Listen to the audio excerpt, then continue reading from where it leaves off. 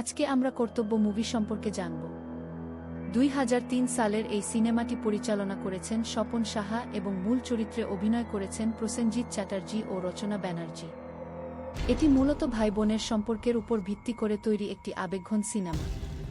ভাইয়ের তার বোনদের প্রতি দায়িত্ব এবং কর্তব্য পালন করতে গিয়ে যে কঠিন পরিস্থিতির সম্মুখীন হতে হয়, তাই এখানে ফুটিয়ে তোলা হয়েছে।